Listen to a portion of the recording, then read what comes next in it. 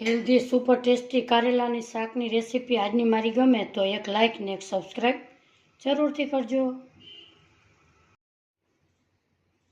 સૌ પ્રથમ મેં 400 ગ્રામ જેટલા કારેલા લીધા છે અને 3 બટેટા લીધા છે. કારેલાને આપણે આવી રીતે ને બટેટાની છાલ ઉતારી આવી રીતે બટેટાની છાલ ઉતારી લઈશું. એને લાંબી ચીરુમાં કટ કરવાના છે. આ શાક ખાવામાં ખૂબ જ સરસ સ્વાદિષ્ટ લાગે છે. આવી રીતે બટેટાની છાલ ઉતારશું અને કારેલાની પણ આવી રીતે છાલ ઉતારી લઈએ. એમાં બીનો ભાગ આપણે કાઢી લઈશું. આવી રીતે છાલ ઉતારી અને લાંબી ચીરુમાં આપણે કટ કરી લઈએ. બંને બાજુથી આવી રીતે કાપી લેશું. આપણી ફિંગર હોય એવડા આપણે કટકા રાખીશું. આવી રીતે આનો બીનો ભાગ હોય તો તમે કાઢી લેવાનો, કૂણા હોય તો તમે રાખી શકો છો. આવી રીતે બટેટાની પણ આપણે એવી જ રીતે લાંબી ચીરું કરીશું.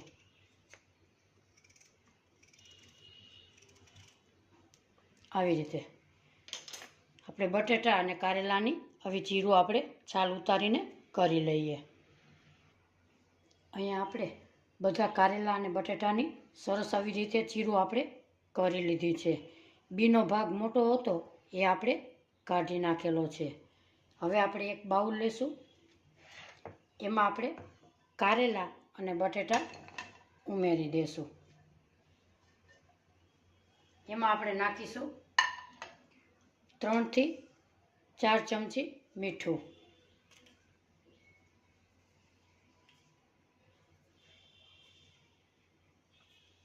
હવે એને આપણે આવી રીતે એકદમ બધાને મીઠું લાગી જાય એવી રીતે આપણે ચોરી લેશું. આ શાક ચોક્કસથી ટ્રાય કરજો. ખૂબ જ સરસ ખીલું ખીલું સરસ ટેસ્ટી એવું બને છે. નાના મોટા સૌને ભાવે એવું આપણે આજે બનાવીશું. હવે આપણે આને અડધી કલાક ઢાંકી અને રાખી દઈએ. અહીંયા આપણે અડધી કલાક જેવું થઈ ગયું છે. હવે આપણે ખોલી લઈએ. આવી રીતે આપણે એકદમ ચોરી લેશું કારેલાને ને બટેટાને. હવે આપણે આવી રીતે એકદમ ચોરી અને આવી રીતે નિતારી લેશું. કારેલાનું પાણી હોય કડવાશવાળું એ નીકળી જાય છે.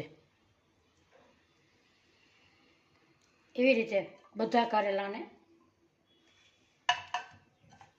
આપણે નિતારીને કાઢી લઈએ.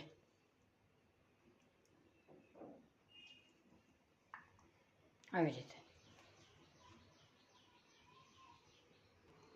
અહીંયા આપણે બધા કારેલાને નીચોવી અને એકદમ સરસ એટલું પાણી એમાંથી કડવાશનું કાઢી લીધું છે. હવે આપણે તેલ ગરમ કરવા મૂકી દઈએ. આપણું તેલ સરસ ગરમ થઈ ગયું છે. હવે આપણે તેલમાં કારેલા અને બટેટા ઉમેરી દઈએ.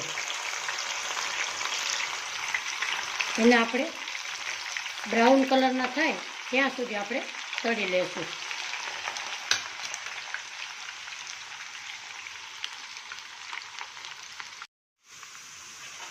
આપણા કારેલા અને બટેટા એકદમ બ્રાઉન કલરના થઈ ગયા છે. આપણે કારેલા અને બટેટા હાઈ ફ્લેમ ઉપર જ તળવાના છે, ધીમી કરવાની નથી. આવી રીતે આપણે બધાને કાઢી લેશું. આપણે બધા કારેલા કાઢી લીધા છે. હવે આપણે બીજા ઉમેરી દઈએ. એને પણ હાઈ ફ્લેમ ઉપર તળીશું.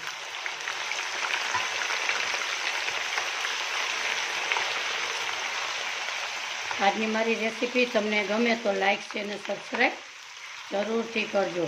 આવી રીતે એકદમ પાછા બ્રાઉન કલરના કરી લઈએ. આપણા આ કારેલા પણ સરસ બ્રાઉન કલરના થઈ ગયા છે. એને પણ આપણે બહાર કાઢી લઈએ. આ શાક ખૂબ જ સરસ સ્વાદિષ્ટ લાગે છે. તમે આ કારેલાનું શાક કરશો તો બીજા કારેલાના શાક બધા પણ ભૂલી જશો અને હપ્તામાં 4 વખત બનાવશો. આવી રીતે બધા કારેલાને આપણે બહાર કાઢી લઈએ. અહીંયા તમે જોઈ શકો આપણે બધા કારેલા અને બટેટાને એક બાઉલમાં કાઢી લીધા છે. હવે એમાં આપણે કરીશું મસાલા. એમાં નાખીશું આપણે 2 થી 3 ચમચી તલ,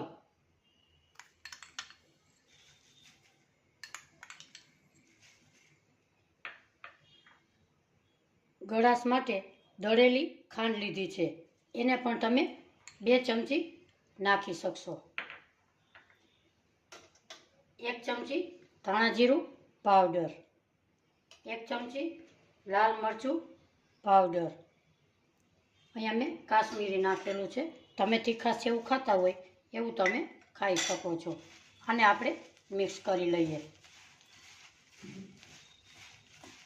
આ શાક તમે એકવાર ચોક્કસથી ટ્રાય કરજો. આ શાક બહુ જ સરસ ખાવામાં લાગે છે. આવી રીતે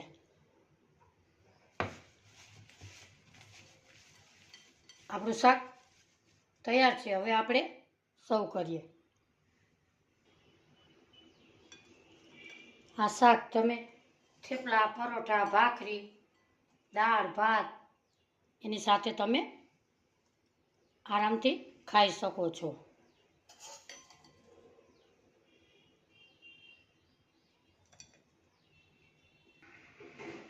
આજની કારેલાના શાકની રેસીપી મારી તમને કેવી લાગી કોમેન્ટ બોક્સમાં જરૂરથી જણાવજો. ફરી મળીશું એક નવી રેસીપી સાથે. ત્યાં સુધી બધાને મારા જય શ્રી કૃષ્ણ.